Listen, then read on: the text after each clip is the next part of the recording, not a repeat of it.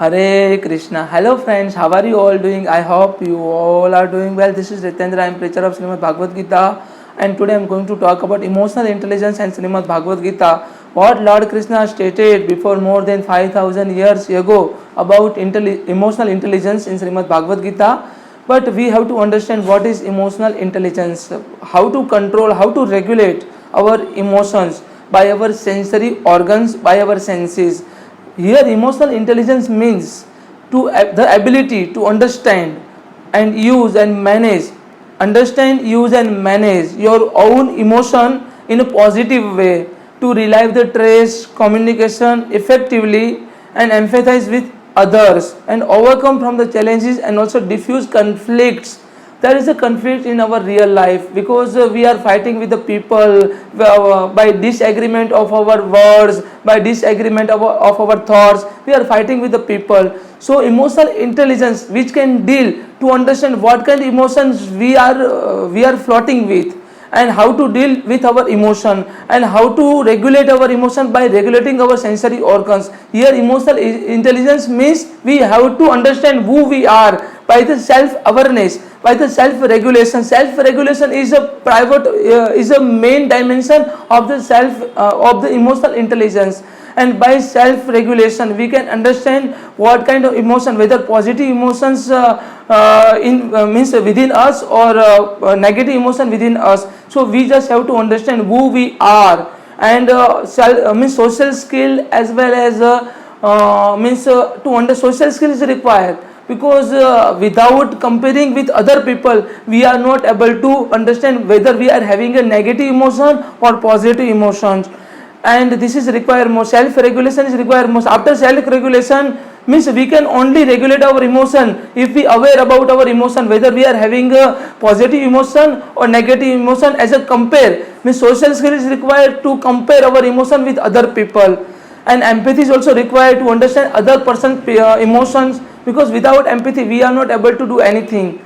So it's required. And motivation is also required, means self motivation is required. Means we are actually depressed, we are actually got frustrated and also defeated. At that time motivation is required. Means self induction or self motivation, both are playing a pivotal role in order to control emotion, in order to regulate our emotion. And Lord Krishna stated before more than 5000 years ago in chapter number 3. Lord Krishna here stated,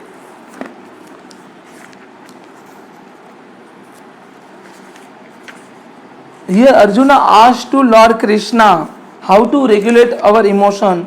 Lord Krishna, here Arjuna stated, here Arjuna asked, अथ केन प्रयुक्त पाप चरित पुरुषो अनिच्छे नापि वासनीय बलादिवा नियोजित। ऐसे कौन सी चीज है जो मुझे फोर्स कर रही है, चाहे न चाहते हुए भी नेगेटिव कार्य करूं, मैं ऐसे पाप युक्त कार्य करूं? What is that force which is forcing me, which is pulling me in the to incur a sinful activities? Here Arjuna stated, O descendant of Vishnu once, O Lord Krishna, Vasudeva, Madhusudan, Mukunda, by what is one impelled to sinful acts even unwillingly, as if engaged by force? I don't have any kind of willingness to incur any kind of sinful activities, to indulge in wrongful activities, but what is that which force me to incur or indulge in the sinful activities? Lord Krishna here replied to Arjuna. Here Arjuna, listen the question of Arjuna very carefully. Ath ken prayukto पाप चरित पुरुष अनिच्छा नापि वासनीय बलादिवा नियोजित। ऐसी कौन सी चीज है जो मुझे फोर्स कर रही है ऐसे पाप युक्त कार्य करवाने के लिए? The Lord Krishna here replied, Lord Krishna, the Supreme Personality of Godhead here stated, Kama isa, Krodha isa, Rajo Guna Samruddha. Our nature, our behavior are only and only because of our Rajo Gun, Tamo Guna and Sattva Gunas. The more or less the amount of Rajo Guna, Sattva Guna, Tamo Guna is indulged with our behavior and nature, then our nature or behavior would be reflected. काम ऐसा क्रोध ऐसा रजोगुण समृद्ध महासनो महापापो विज्ञानियम वैरिणम Mahasano Mahapapo Vignanya Varinam. It's your true enemy. Your expectation and desire, your lust. Lust is not only sexual desire. Lust is that desire which one is outside from your goal and objective. Like बड़ी गाड़ी लेनी, बड़ा घर लेना है. So there's all our desire by which we are actually moving here and there. We are getting attachment with this material world. काम इस क्रोध इस रजोगुण समृद्ध महासनो महापापो विज्ञानम वैरिणम. The Supreme Personality of Godhead, Madhusudan Mukunda Krishna, he has stated, it is a lust only path. Arjuna, it's a lust only, which born of the contact with the material mode of the passion.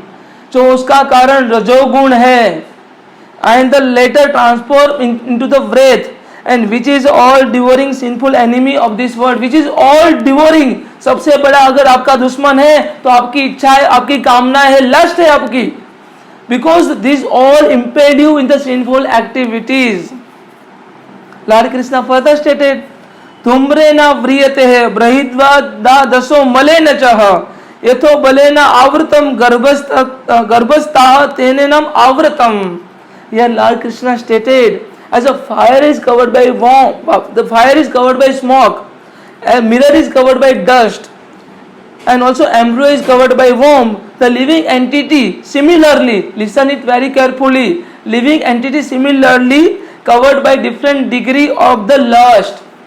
Living entity is similarly covered by different degree of the lust.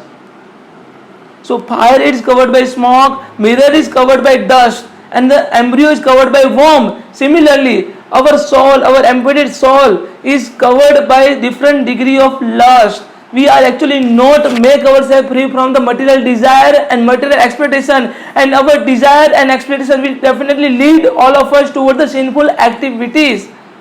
So we just have to understand this is a part of emotional intelligence. Once we understood what kind of desire and what kind of expectation within all of us, we can understand what ought to do and what ought not to do, and how to regulate our emotion. We can easily understand. Lord Krishna further stated, आवृतम ज्ञान में तेनो ज्ञानिनो नित्य वैरिण काम रूपेण कौन्तेय दुष्पूर्णे अनलेन च. आवृतम ज्ञान में तेनो ज्ञानिनो नित्य वैरिण काम रूपेण कौन्तेय दुष्पूर्णे अनलेन च. Here Lord Krishna stated, thus the wise living entity, so pure consciousness, become covered by eternal enemy in the form of the lust. In the form of our wise living entity, we all are wise living entity, and our eternal soul has been covered with our eternal enemy in the form of the lust, which will never satisfy and burn like a fire. Our desire, our expectation, which will never satisfy and burn like a fire.